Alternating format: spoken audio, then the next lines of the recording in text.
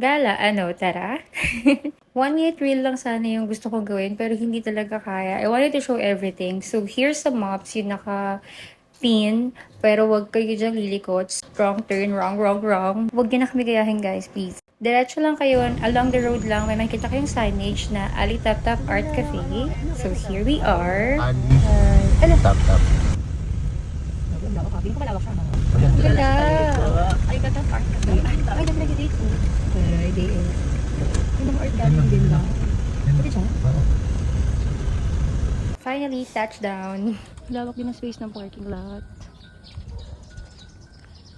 Ang sarap pakinggan ng ng ibon.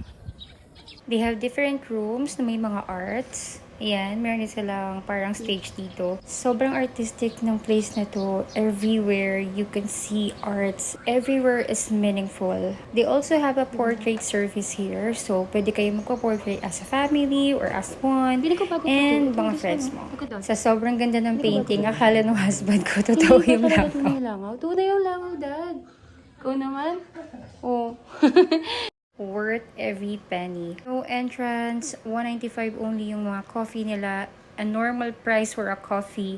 And then, ganito yung sinuserve nila sa'yo. Very Instagrammable, cozy na, and sobrang relaxing talaga ng place. It's very calming. And, alam mo yun, sobrang parang yung stress mo mawawala talaga. Nakakatuwa kasi nagustuhan din ni Caleb dito kahit naman hindi niya pa alam yung mga arts. Sobrang perfect ng place na to for a family gala or friends gala, date, and everything.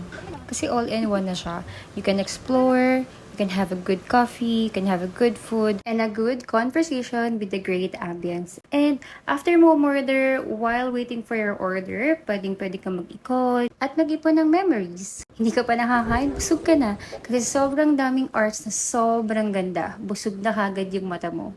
For reference, this is their menu. We got the signature nachos. Sobrang sarap, hindi tinipid, with homemade pita and also salsa. And also the Spanish latte at laki ng konting sugar. Okay siya. Has good taste. And then yung caramel macchiato is 7.5 for me and for my husband. And also yung Valencia. Valencia yung order ko. Sobrang sarap. Ito yung hinahanap ko sa isang coffee. Alam mo yung bitterness and konting sweetness and parang may malt. Ayan, sobrang perfect ng Valencia. Try nyo yun. It's also one of their best seller. Hi! Wow, bird! Bird ba yan? Ito naman sa may second floor, which is parang may art gallery sa gitna. Paikot siya. Sobrang ganda rin dito sa may taas. Pamuni-muni, ganyan. And ito yung nasa center.